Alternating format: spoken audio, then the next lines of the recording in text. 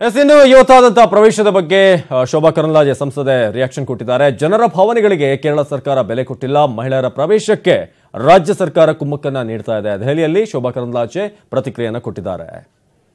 Supreme ಕೋರ್ಟಿನ ಆದೇಶದ ನಂತರ ಶಬರಿಮಲೆಯಲ್ಲಿ ಮತ್ತು ಕೇರಳದಲ್ಲಿ ಬಹಳ ದೊಡ್ಡ ಪ್ರಮಾಣದ ಹೋರಾಟ ನಡೆಯಿತು. ನಿನ್ನೆ ಕೇರಳದ ಪೂರ್ತಿ ಮಹಿಳಾ ಗೋಡೆಯನ್ನು ನಿರ್ಮಾಣ ಮಾಡ್ತೀವಿ ಅಂತ ಹೇಳಿ ಅದರಲ್ಲಿ ಭಾಗವಹಿಸಿದವರು ಬಹಳ ದೊಡ್ಡ ಪ್ರಮಾಣದಲ್ಲಿ ಮುಸಲ್ಮಾನರು. ಅಂದರೆ ಆ ಧರ್ಮಕ್ಕೂ ಶಬರಿಮಲೆಗೂ ಏನು ಸಂಬಂಧ? ಈ ಪ್ರಶ್ನೆಯನ್ನು ಕೂಡ ಅಯ್ಯಪ್ಪನ ಭಕ್ತರು ಕೇಳ್ತಾ ಇದ್ದಾರೆ. ಇವತ್ತು ಮಹಿಳೆಯರ ಪ್ರವೇಶ ಆಗಿದೆ, ಆದರೆ ಕೇರಳ ಸರ್ಕಾರ ಜನರ ಭಾವನೆಗಳಿಗೆ ಗೌರವ ಕೊಡಬೇಕು ಅನ್ನುವಂಥ ಆಗ್ರಹವನ್ನು ನಾನು ಮಾಡ್ತಾ ಇದ್ದೀನಿ. ಇವತ್ತು ಅಶಾಂತಿಗೆ ಯಾವುದೇ ದೇವಸ್ಥಾನ, ಯಾವುದೇ ವಿಚಾರ, ಯಾವುದೇ ಧರ್ಮ ಅಶಾಂತಿಗೆ ಕಾರಣ ಆಗಬಾರ್ದು. ಅಶಾಂತಿಗೆ ಕಾರಣ ಆಗುತ್ತೆ ಅಂತಂದರೆ ಸುಪ್ರೀಂ ಕೋರ್ಟ್ಗೆ ಇದರ ಮಾಹಿತಿಯನ್ನು ಕೊಡುವಂಥ ಬಹಳ ದೊಡ್ಡ ಜವಾಬ್ದಾರಿ ಕೇರಳ ಸರ್ಕಾರಕ್ಕಿತ್ತು. ಆದರೆ ಕೇರಳ ಸರ್ಕಾರ ತನ್ನ ಜವಾಬ್ದಾರಿಯಿಂದ ನುಣುಚಿಕೊಂಡು ಇವತ್ತು ಒನ್ ಸೈಡ್ ಯೋಚನೆ ಮಾಡುವಂಥದ್ದು, ಏಕಮುಖವಾಗಿ ಹೋಗುವಂಥದ್ದನ್ನು ಮಾಡ್ತಾ ಇದೆ. ಇದರಿಂದ ಕೇರಳದಲ್ಲಿ ಅಶಾಂತಿ ಮೂಡ್ತಾ ಇದೆ. ಇದನ್ನು ಕಂಟ್ರೋಲ್. ಇದೀಗ ನಮ್ಮ ಜೊತೆ ಹಿಂದೂಪರ ಹೋರಾಟಗಾರ್ತಿಯಾಗಿರುವಂತಹ ಭವ್ಯ ಗೌಡ ದೂರವಾಣಿ ಸಂಪರ್ಕದಲ್ಲಿದ್ದಾರೆ. ಭವ್ಯ ಗೌಡ ಅವರೇ, ಇವತ್ತಿಬ್ಬರು ಮಹಿಳೆಯರು ನಾವು ಹೋಗಿದ್ದೀವಿ ಅಂತ ಕ್ಲೈಮ್ ಮಾಡ್ತಿದ್ದಾರೆ. ಈ ಪ್ರವೇಶದ ಬಗ್ಗೆ ಏನಂತೀರಿ? ಇದೊಂದು ತುಂಬಾ ದುರ್ದೈವದ ಸಂಗತಿ ಇದೆ. ಯಾಕಂದ್ರೆ ಇದು ಒಂದೆರಡು ವರ್ಷದಲ್ಲ, ಸಾವಿರಾರು ವರ್ಷದ ಇತಿಹಾಸ ಇದೆ. ಹೋಗ್ಬಾರ್ದು ಅಂತ ಹೇಳಿದ್ರೆ ಅದಕ್ಕೊಂದು ಹಿಂದಿನ ಶಾಸ್ತ್ರ ಇದೆ. ಮತ್ತೆ ಇವತ್ತು ಎಷ್ಟೋ ಮಹಿಳೆಯರು ನಾವು ರೆಡಿ ಟು ವೇಟ್ ಅಂತ ಹೇಳಿದ್ದೇವೆ. ಕಂಪೇರ್ ಟು ಎರಡೂ ಪಂಗಡ ನಾವು ಇದನ್ನು ನೋಡಿದ್ರೆ ಹೋಗ್ಬಾರ್ದು ಅಂತ ಹೇಳ್ತಾ ಇರುವ ಮಹಿಳೆಯರೇ ಜಾಸ್ತಿ ಇದ್ದಾರೆ. ಸಮಾನತೆಯ ಪ್ರಶ್ನೆ ಬಂದ್ರೂ ಕೂಡ ಇಲ್ಲಿ ಮೇಲೆ ಬರೋದು ನಮ್ದೇನೆ, ನಾವು ಹೋಗೋದು ಬೇಡ ಅಂತ ಹೇಳುವವರೇ ಜಾಸ್ತಿ ಇದ್ದೇವೆ.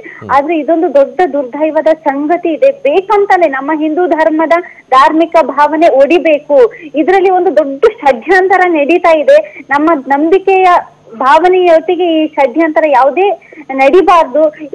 ಆದ್ರೆ ಸುಪ್ರೀಂ ಕೋರ್ಟ್ ನ ಆದೇಶವನ್ನ ನಾವು ಅದನ್ನ ಪಾಲಿಸಿದೀವಿ, ನಿರ್ಬಂಧ ಇಲ್ಲ, ನಾವು ಹೋಗಿದೀವಿ ಅಂತಾರ ಅವರು. ಆ ವಾದಕ್ಕೆ ಗೌರವಿಸ್ತೇವೆ. ಸುಪ್ರೀಂ ಕೋರ್ಟ್ ನ ಆದೇಶ ಏನಿದೆಯಲ್ಲ ಅದು ಕೂಡ ಒಂದು ಆಘಾತಕಾರಿಯಾದ ಇದೇ ಇದೆ. ಮತ್ತೆ ನಾವು ಇದನ್ನ ಹಾಕಿದ್ದೇವೆ.